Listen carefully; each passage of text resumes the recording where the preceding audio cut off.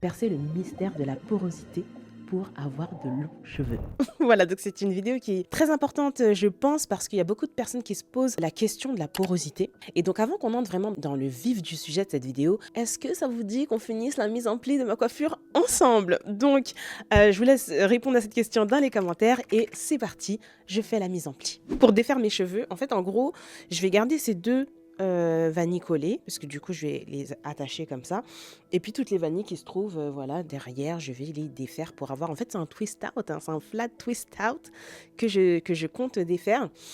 Et donc, honnêtement, franchement, depuis que je me suis coupé les cheveux, parce que souvenez-vous, hein, je me suis coupé les cheveux là à la fin de l'année dernière, c'était plus exactement le 3 décembre, j'ai effectué 2 coupes. Une première coupe le jour J devant la caméra, puisque j'en pouvais plus, j'avais trop de pointes.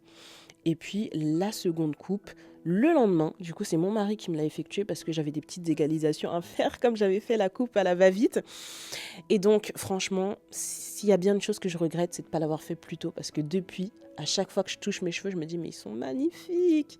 J'ai récupéré énormément d'épaisseur. Donc ça, on va dire que c'est vraiment une bonne astuce pour l'épaisseur, hein, vraiment, surveillez vos pointes. Plus vous aurez les pointes carrées, plus vos cheveux paraîtront épais. J'en perds beaucoup moins. Non mais honnêtement, je revis. Je revis. Donc, est-ce que vous êtes adepte de la coupe des pointes? Dites-moi s'il vous plaît dans les commentaires à quelle fréquence vous vous coupez les pointes, qu'est-ce que vous pensez du fait de vous couper les pointes. Mais moi vraiment cette année je pense que c'est quelque chose que je vais absolument pas négliger. Tous les 3 mois je vérifierai mes pointes, s'il y en a à couper je les couperai parce que franchement mes cheveux vraiment me le rendent bien. Surtout lorsqu'on est dans un objectif d'épaisseur, de gagner en épaisseur. Voilà, je commence par défaire la vanille. Donc elle est collée, hein. C'est une vanille collée, mais je ne l'ai pas fait sur toute la longueur puisque des fois ça me pose problème. Et regardez-moi cette épaisseur. Regardez-moi cette épaisseur, oh my god! C'est vraiment la coupe des pointes qui donne ça. Et ensuite, une fois que j'ai fini de défaire la vanille, je sépare un tout petit peu chaque branche pour créer du volume sur la coiffure. On sépare un petit peu, mais pas trop non plus. Je sépare pas jusqu'au bout parce que j'ai pas envie que ça fasse des frisottis non plus.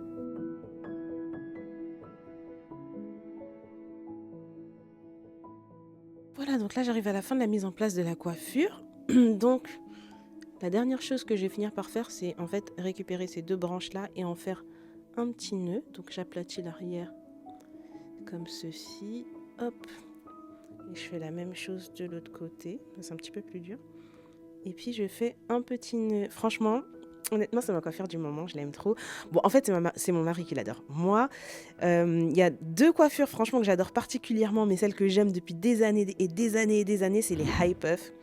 Bon, le problème, c'est que mon mari n'aime pas trop cette coiffure, il trouve que ça va pas trop avec mon visage, mais par contre que celle-ci, voilà, ça va beaucoup plus avec la structure de mon visage. Donc, voilà, cette année, j'ai décidé de faire des choses différemment. Qu'est-ce que vous pensez du résultat, d'ailleurs? Je vous laisse répondre à cette question dans les commentaires.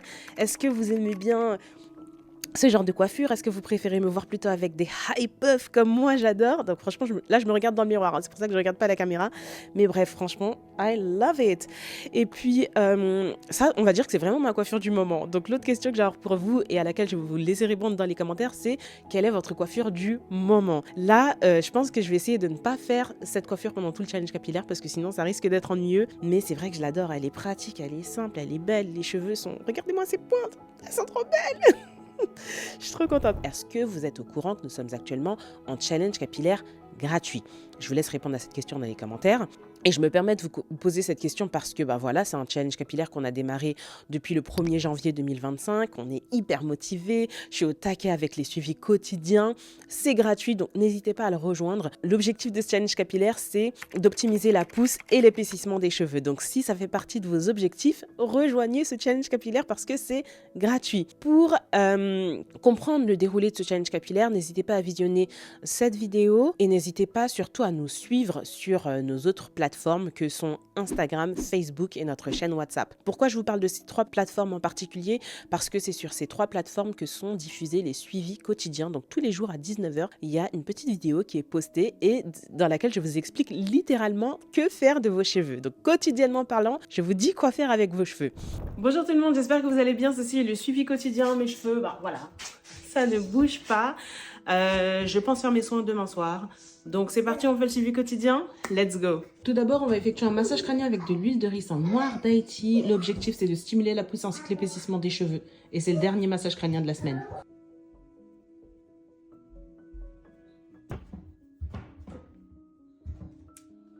Étape numéro 2, vaporiser les cheveux avec de l'eau pour rafraîchir l'hydratation pour le lendemain matin. Troisième étape, mettre le foulard en satin pour que la coiffure puisse bien rester plaquée tout au long de la nuit.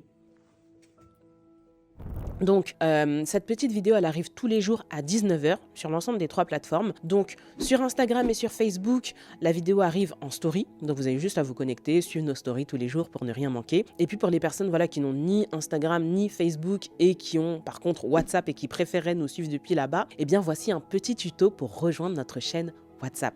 Pour suivre la chaîne WhatsApp, c'est hyper simple. Vous allez tout simplement cliquer dans la barre de description de la vidéo que vous êtes actuellement en train de visionner. Et là, vous aurez chaîne WhatsApp pour les suivis quotidiens et vous cliquez ici. Voilà, moi, je vais y accéder par Google. Accepter. Voir la chaîne. Et puis là, du coup, on arrive directement sur la chaîne WhatsApp. Et il n'y a plus qu'à cliquer sur suivre. Et le tour est joué. Les notifications sont bien activées pour voir les suivis quotidiens arriver tous les jours. Et voilà, vous suivez la chaîne WhatsApp. Voilà. Alors ceci étant fait, maintenant on va entrer dans le vif du sujet, percer le mystère de la porosité pour avoir de longs cheveux. La porosité capillaire, c'est la capacité d'un cheveu à absorber et retenir l'eau, l'hydratation ou bien les nutriments à l'intérieur de la fibre capillaire. Bon après c'est vrai que dit comme ça, vous devez vous dire mais je comprends rien du tout, ça veut rien dire pour moi, ça n'a ni queue ni tête. Donc j'ai tout prévu. Je vous ai prévu une petite histoire pour vous permettre de mieux comprendre ce qu'est la porosité. Imaginez une maison toute neuve avec un toit splendide, des tuiles parfaites, vraiment les tuiles du toit sont impeccables. Et donc voilà, bon, au début la maison est neuve, les tuiles sont en parfait état, ça veut dire qu'elle va protéger la maison qu'elle abrite des éléments, c'est-à-dire du soleil, du vent, de la pluie. Elles sont vraiment parfaitement bien imbriquées les unes sur les autres. Voilà, rien ne peut passer au travers. C'est une maison neuve avec un toit et des tuiles en parfait état. Seulement, au gré des années et au gré des saisons, les tuiles vont rencontrer quelques petites difficultés. Donc tout d'abord, elles vont s'abîmer. Elles vont s'abîmer notamment à cause des éléments. Quand je parle des éléments, je parle toujours de la pluie, du vent, du soleil extrême. Et en fait, les éléments vont tellement s'abattre sur les tuiles que y en a certaines qui vont se déplacer, il y en a d'autres qui finiront même par tomber. Et du coup, ça fait que la maison qu'elle abrite, qui était parfaitement protégée au départ, ne l'est plus. Ce qui signifie que lorsqu'il y a du soleil, eh bien, la chaleur du soleil pénètre à l'intérieur de la maison, puisqu'il y a des tuiles qui sont tombées. Lorsqu'il pleut, eh bien, la pluie pénètre à l'intérieur de la maison, ce qui fait que la maison connaît des problèmes de fuite, même d'inondation. Et puis enfin, lorsqu'il y a du vent, eh bien, toutes les personnes qui sont à l'intérieur de la maison ont froid, parce que le vent pénètre par les tuiles. Eh bien, figurez-vous que pour les cheveux, c'est la même chose. Donc lorsque on prend un cheveu, il faut comprendre que le cheveu est constitué notamment des cuticules, du cortex et de la moelle pour les personnes qui ont les cheveux épais. Nous, ce qui nous intéresse, ce sont les cuticules. Les cuticules, en réalité, représentent le toit de la maison, donc les tuiles. Et puis, tout ce qu'il y a en dessous, donc le cortex et la moelle pour les personnes qui ont les cheveux épais, eh bien, c'est l'intérieur de la maison. Donc, au départ, lorsque nos cheveux émergent du cuir chevelu, eh bien, nos cuticules sont en parfait état, c'est-à-dire qu'elles sont le plus refermées possible et elles abritent vraiment le cheveu correctement. Et au fur et à mesure des années, à cause des éléments et puis aussi à cause de nos pratiques capillaires, qui peut être l'utilisation extrême d'appareils de chaleur, les produits chimiques tels que les défrisages ou les colorants, eh bien nos cuticules vont finir par s'abîmer. Donc elles vont se mettre à s'ouvrir plus ou moins. Voilà, donc j'espère que ça vous permet de mieux comprendre la notion de porosité et quelle va être la conséquence à cela lorsqu'on a les cuticules qui sont plus ou moins ouvertes ou qu'il y en a qui tombent. Eh bien, c'est qu'on va avoir le cortex et la moelle totalement exposés, donc des cheveux qui vont être plus fragilisés. On va avoir la sensation d'avoir les cheveux secs et ternes constamment, d'apparence. On va avoir des cheveux qui vont avoir tendance à se casser plus facilement puisque la friction entre chaque cheveu va être plus importante. Et donc voilà, ça c'est vraiment littéralement les conséquences qu'on a lorsqu'on a les cuticules ouvertes. Et donc est-ce que ça vous permet de mieux comprendre la notion de la porosité? Je vous laisse répondre à cette question dans les commentaires. En gros, au final, ce qu'il faut comprendre de la porosité, c'est que lorsqu'on a les cheveux peu poreux, cela signifie qu'on a des cuticules plus ou moins refermées et cela signifie par conséquent qu'on a les cheveux en plus ou moins bon état. Dans le sens inverse, lorsqu'on a les cheveux poreux à très poreux, cela signifie qu'on a les cuticules plus ou moins ouvertes et donc cela signifie également qu'on a les cheveux plus ou moins abîmés. Alors, est-ce que vous avez les cheveux plutôt poreux ou bien plutôt les cheveux peu poreux? C'est une question à laquelle je vous laisse répondre dans les commentaires. Peut-être qu'il y a des personnes qui vont se dire, mais comment on fait pour savoir si on a les cheveux poreux ou pas? Moi, franchement, c'est le questionnement de beaucoup de personnes. Et donc, il y a une pratique qui circule depuis très longtemps. En fait, c'est le test du verre d'eau. Donc, en gros, littéralement, l'idée du test du verre d'eau, c'est de prendre une parcelle de cheveux et de mettre cette parcelle dans le verre d'eau. Donc, si la parcelle reste à la surface du verre d'eau, cela signifie qu'on a les cheveux peu poreux. Si c'est au milieu, c'est-à-dire qu'on a une porosité à peu près normale, ni trop poreux, ni pas assez poreux. Et puis si la parcelle de cheveux arrive au fond du verre d'eau, ça signifie qu'on a les cheveux très poreux. Mais le problème avec cette technique, c'est que je trouve qu'elle n'est pas infaillible. Ça veut dire que vous pouvez effectuer le test 4 fois et obtenir 4 fois un résultat différent. Donc, pour y remédier, bien évidemment, j'ai une petite astuce infaillible à vous proposer. Donc l'idée de cette astuce, c'est pour vous d'aller sous la douche. Donc au moment où vous allez effectuer vos soins capillaires, donc vous entrez sous la douche, vous faites couler l'eau. Et là, en fait, il y a ce temps où vous allez vraiment mouiller complètement vos cheveux avant d'effectuer le shampoing, pas vrai? Et bien là, vous allez observer vos cheveux. Si vos cheveux se mouillent hyper rapidement, que vous prenez vraiment quelques secondes pour qu'ils soient complètement bien mouillés, bien imbibés d'eau, et bien là, cela signifiera que vos cheveux sont poreux à très poreux. Dans le sens inverse, si vous constatez que vos cheveux prennent du temps pour se mouiller, qu'il faut vraiment y aller, appuyer, attendre limite 1 minute pour que l'entièreté de la chevelure soit complètement mouillée, et bien à ce moment-là, cela signifiera que vos cheveux sont peu poreux. Maintenant, admettons que vous ayez les cheveux très poreux et que vous souhaitiez corriger ce problème, puisqu'en fait, notre objectif, ce sera vraiment de tendre vers une porosité qui est faible.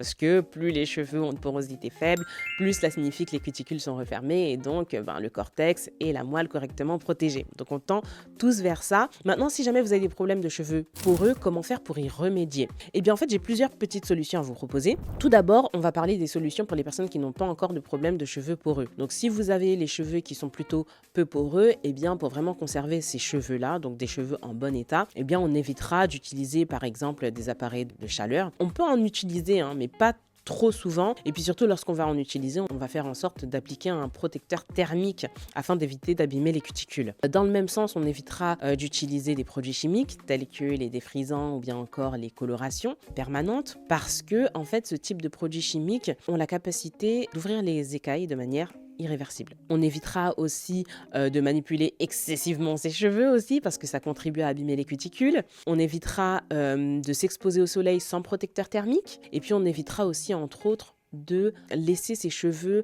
en friction constante avec les vêtements par exemple. C'est pour ça que cette coiffure, peut-être que je pourrais pas la faire tout le temps parce que ça risque d'abîmer les cuticules du bout de mes cheveux qui sont déjà abîmés puisque vous savez que les cheveux qui sont à la racine, ce sont les cheveux qui sont les plus sains et puis au fur et à mesure qu'ils vont grandir, et bien avec les années qui vont passer, l'exposition aux éléments, même si on garde les cheveux sains, au bout ça sera toujours un peu moins sain que la racine. Il y a un dernier élément aussi, on évitera aussi d'utiliser à outrance que ce soit les shampoings clarifiants ou bien les shampoings chélateurs qui ont vraiment la capacité d'abîmer les cuticules. Après maintenant, admettons que vous avez les cheveux très poreux, voire très poreux et que vous souhaitez trouver des solutions pour vraiment diminuer cette porosité. La première solution que je peux encourager, ça va être d'effectuer des soins profonds, notamment sur le casque chauffant, puisque du coup, on va essayer de remettre un maximum d'hydratation à l'intérieur de la fibre capillaire. Mais en fait, le plus important dans les soins profonds, c'est que on va se concentrer sur le pH du produit. Donc là, par exemple, avec l'après-shampoing masque de la marque Evaser, eh bien, on a un pH de 4,4. L'idée, c'est d'utiliser des produits à pH faible pour encourager la fermeture des écailles. Après, ça, c'est une première solution. C'est vrai que c'est une solution qui n'est pas permanente parce que lorsqu'on utilise des produits capillaires pour réparer une problématique, la réparation elle est temporaire. C'est-à-dire que aussitôt que vous allez effectuer un nouveau soin, eh bien le cœur du problème sera toujours là. La meilleure solution, c'est toujours d'effectuer une belle coupe.